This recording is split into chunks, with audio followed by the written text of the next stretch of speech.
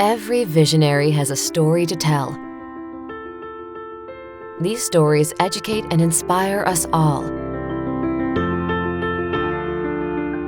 You could hear them cranking up in the morning and hear the click, click, click of the roller coaster.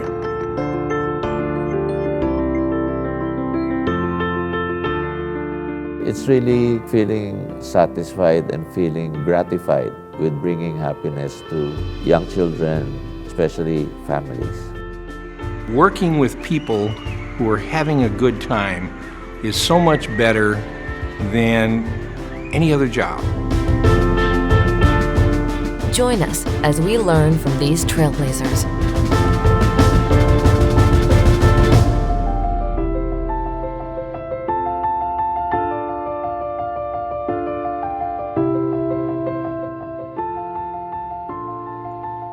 My grandfather, that was an entrepreneur, starting the movie industry at the beginning, he went to Paris, he bought one of the first projector. He didn't understand that the world was changing again and the movie theater became popular in the city. So he didn't want to stop. He was continuing traveling from one city to another, so the business was going down. And at this point came out my father that he built for the family some ride. One ride was called Chenille. It's a ride with automobile that you go up and down in some hills.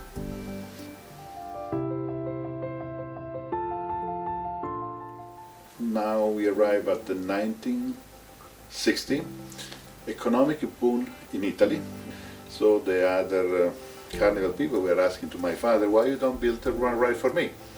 And we, at that point in 1960, we started to manufacture a ride. When I finished my military service and get married, my father was always dreaming about America. He was always dreaming to have something in the United States. So he decided to open an office in the United States, and he told me, Alberto, you are a volunteer, so you go to America. So I was about 24 years old that I came to America to open my office, my sales office. It was no easy.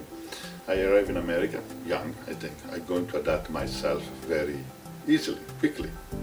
This is not true. And I remember at that time, when I was new, just come to the States, how many hours I have to spend on the waiting room. Waiting to get the meeting and so on. It was not easy. And my customers were asking, Alberto, do you have a reference here in the States? No. So you don't have reference, how I know that your product is good? So what I did, I went to a customer and that I have a person good relations, say, okay, and also a good name in the market. I'm going to give you the ride in the percentage. You don't pay me anything, you just give me 50% of the income. The ride did so well that I believe he collected the money to pay the ride in 1 month. He took pictures and I used this on advertising. Mr. Pat Rithofer said that the ride was very successful, did very well in his part. And this I started.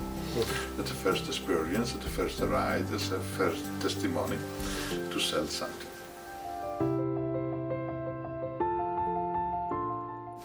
My first the factory at the beginning was in New Brunswick, New Jersey, so very easy to go on the shoreline, so all the park in New Jersey. One of the first sales was in Astroland, New York. It was called Minijet.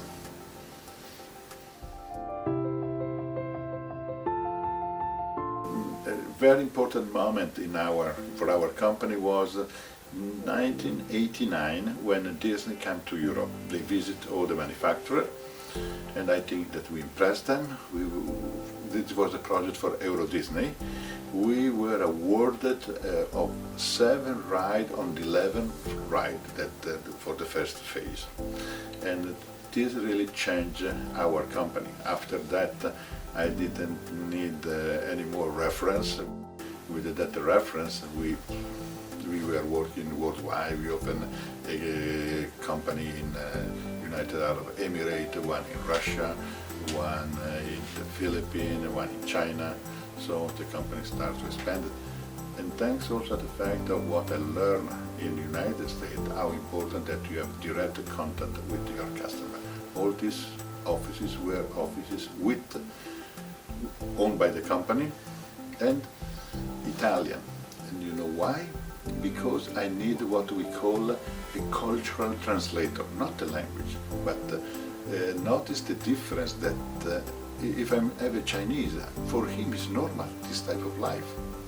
Instead, if I send an Italian, also from my region, he's going to transfer to me all the differences that are there. And we are open to understand the mentality of who we are working. When we are working in Saudi Arabia, we know that we have to be very careful about women and men. So divide the park, how to design the ride, the way, for example, you don't have nothing between the legs.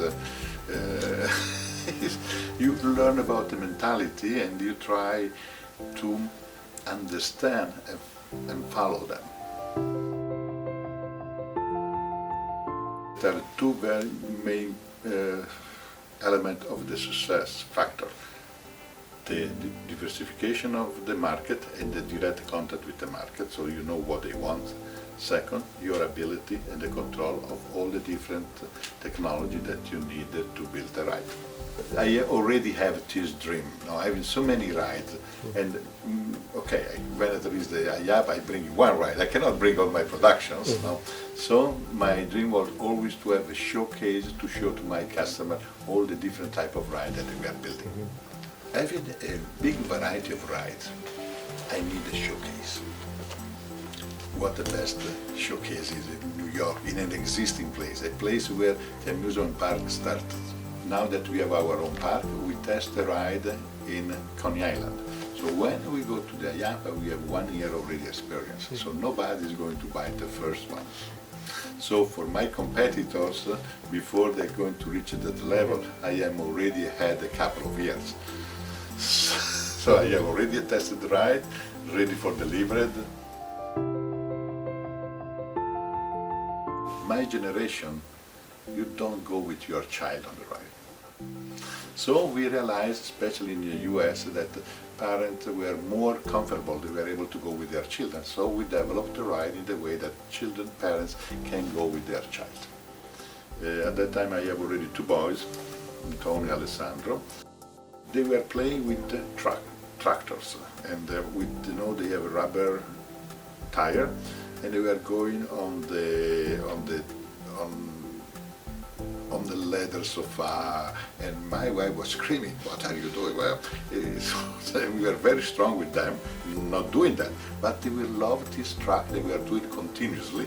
So I said, they like so much this truck. So I took the truck to my artist department, and how is born the convoy ride. In the cabin of this truck, you put the small children, because it's the closed-up door, and on the back you can put a child and the parents. And it was a very successful ride. One time we designed a ride where the child was sitting like a kind of car that looks like a telephone, and you have Snow White in front, in the center of the ride, and you were calling Snow White, and you were listening a fairy tale story. It was a disaster. We sold a few, and I didn't understand why. No, what I did, I went to the park where I sold one of these rides, and I mixed myself with the customer. And the parents love it.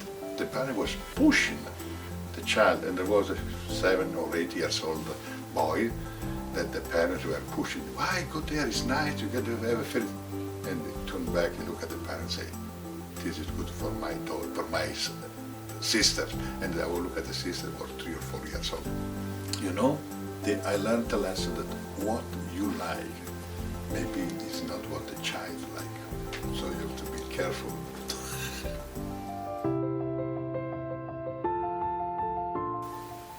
So at the beginning, for me, was a great honor. I was selected to be on the board of directors, and at that time I was thinking of the importance of the trade show.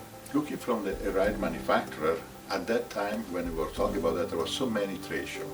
Italy was organizing one, the German was organizing one, in France they were organizing one, in Spain there was another.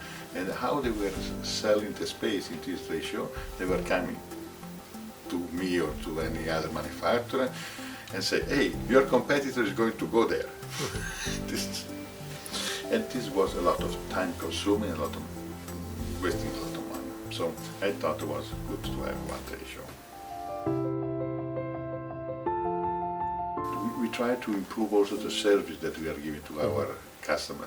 We improve, we make a study how to accommodate in the ride people with disability and certify what we are doing with a doctor certificate.